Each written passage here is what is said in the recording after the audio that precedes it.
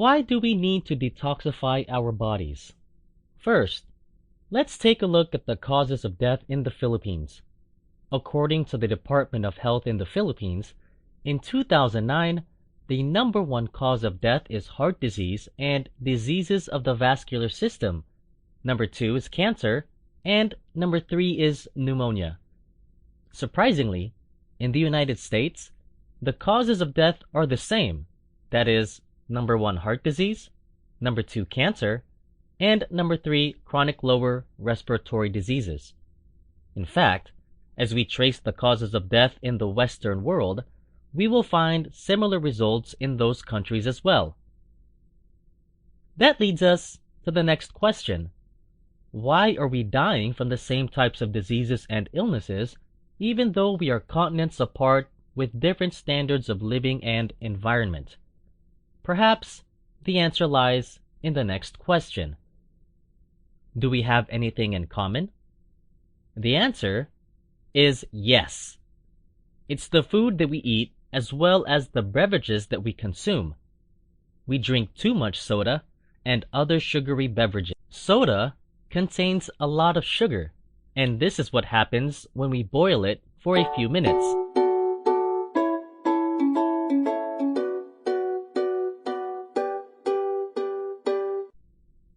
Now, let's take a look at the effects of eating fast food. So what happened when I ate a fast food meal? Well, something very simple. The contents enter your stomach, and I'm going to circle some of these contents that I call some of the killer contents of food. Sodium. These are fat molecules. These are refined sugar molecules. No big deal, right? Well, it is a big deal because when they hit your stomach, good things start happening, believe it or not. That's that dopamine release in your brain because dopamine and serotonin are going wild. You feel great. Oh my gosh, this tastes wonderful. It does, right? For the first few minutes.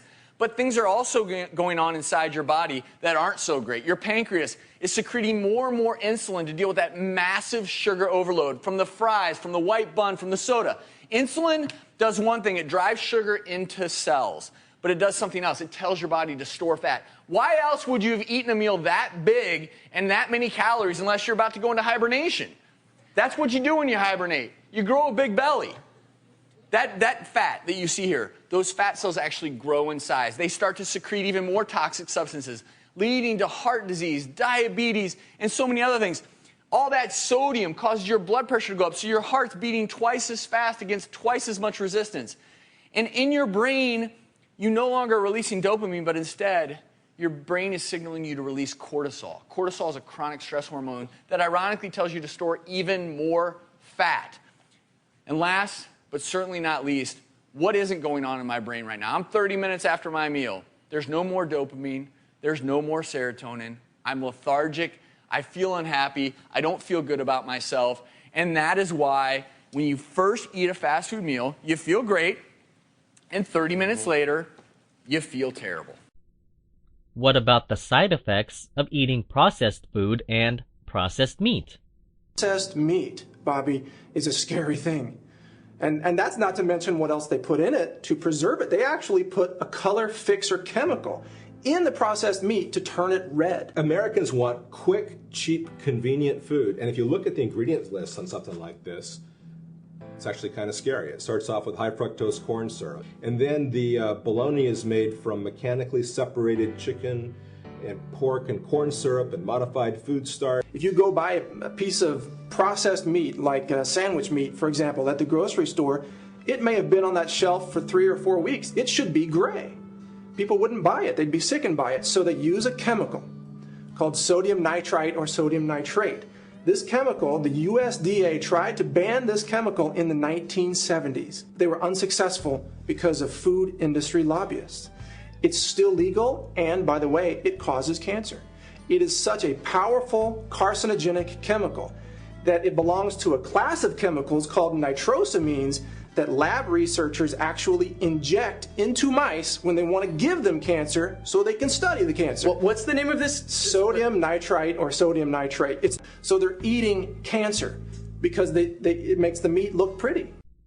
If soda and sugary beverages, processed food, and fast food are unsafe, what about animal meat. Dave Krunlagi of Dyersville, Iowa told us he feeds antibiotics to his hogs before they get sick to accelerate growth and fend off diseases that can spread when livestock are raised in crowded conditions. You give it to them because you want them to be healthy. We must really rely on the science behind the issue. But this week on Capitol Hill, critics worried giving antibiotics to livestock, unless medically necessary, may be creating dangerous drug-resistant bacteria that can be passed on to humans. We would be shocked if a pediatrician ever ordered antibiotics for an entire nursery school class to keep the children from being infected. The FDA, CDC, and the Department of Agriculture are now urging farmers to stop feeding antibiotics to healthy animals. But the industry is fighting back. Our position is that these products have been approved as safe and effective by the FDA. I am Stuart Levy. This scientist first documented the problem more than 30 years ago after feeding 150 healthy chickens low levels of tetracycline for months.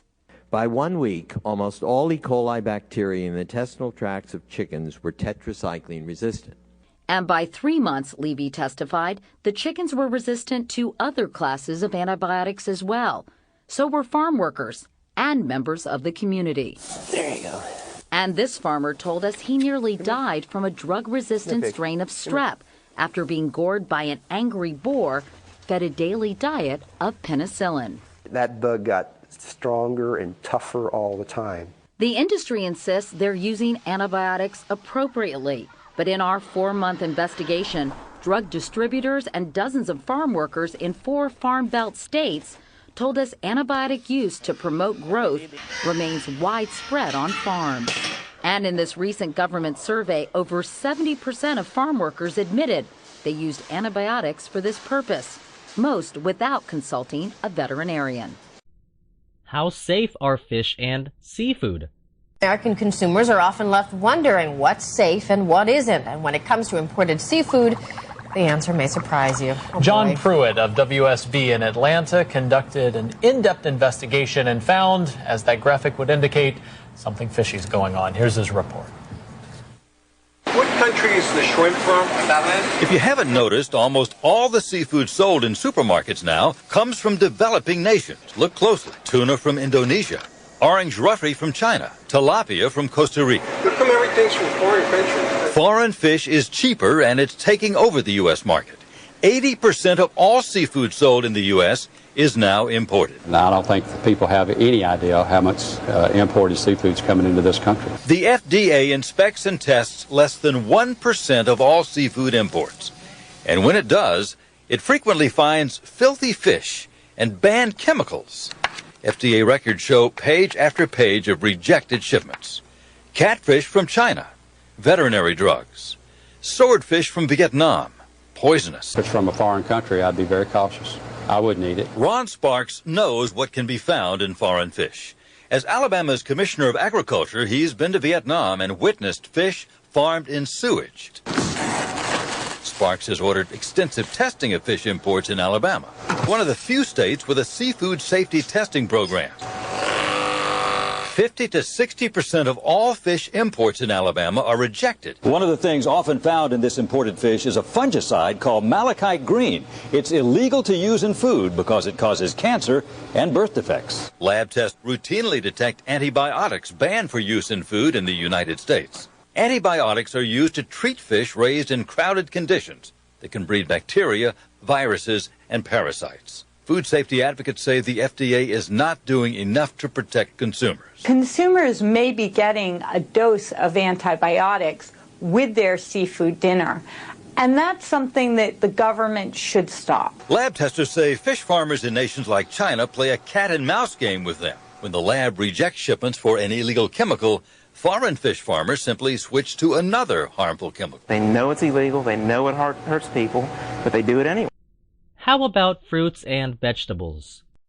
Today we're talking about pesticides in your food, and I believe that eating organic fruits and vegetables is one of the best ways to avoid them. Now, to prove it, we conducted a very simple experiment.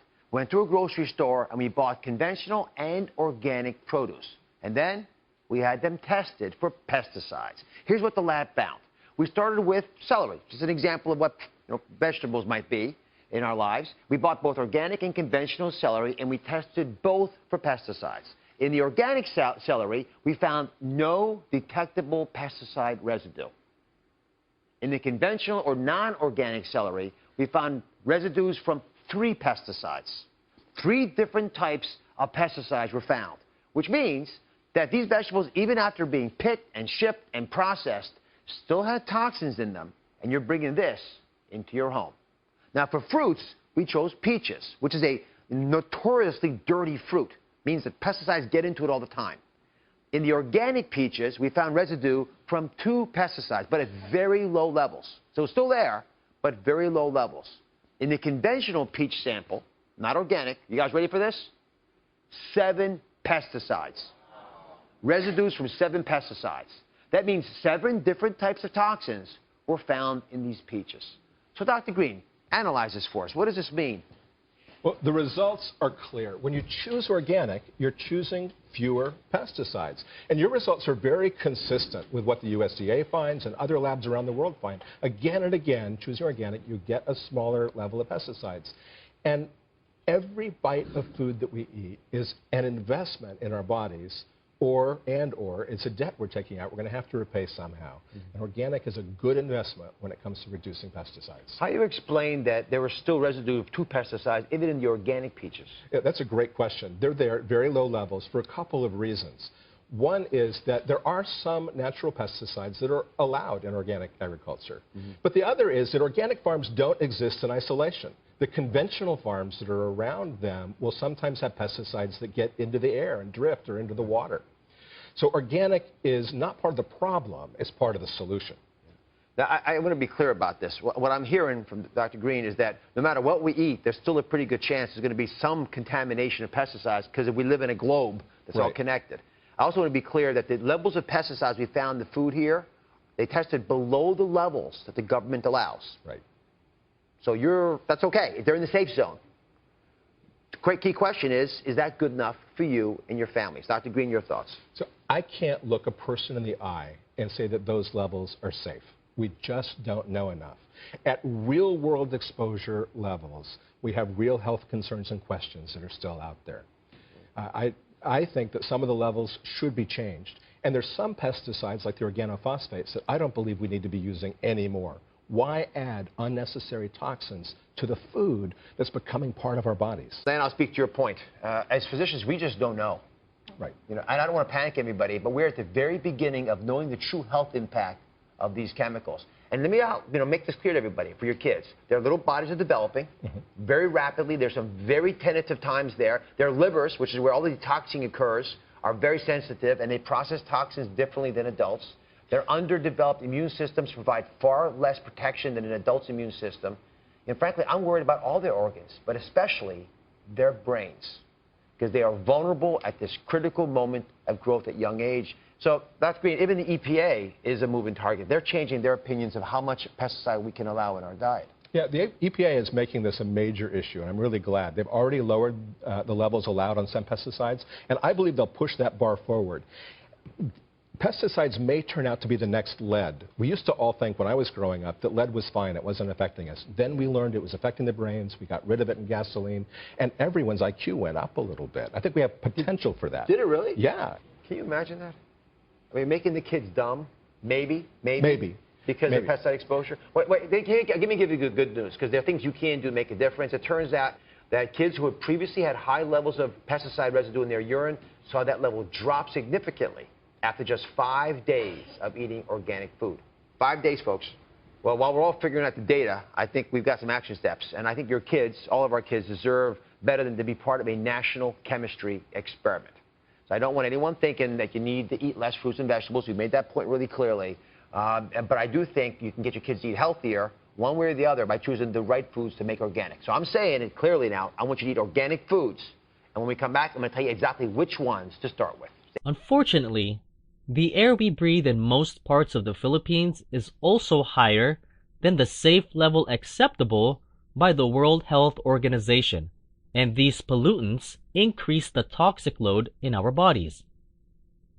As you can see, our bodies are heavily burdened with accumulated toxic substances from the sugary beverages, food, and air that we breathe over the years, and unless we detoxify our bodies on a regular basis, we will be in grave danger of becoming sick with chronic illnesses. As the toxins increase, the amounts of fat in our bodies also increase. ProBalance is an effective detoxification product. If you are overweight, by going through this simple detoxification process with ProBalance, you can expect to lose weight. And the good news is, this can be achieved without dieting. Simply drink ProBalance 1 in the morning before breakfast and ProBalance 2 after dinner on a daily basis, and you will experience amazing results within days.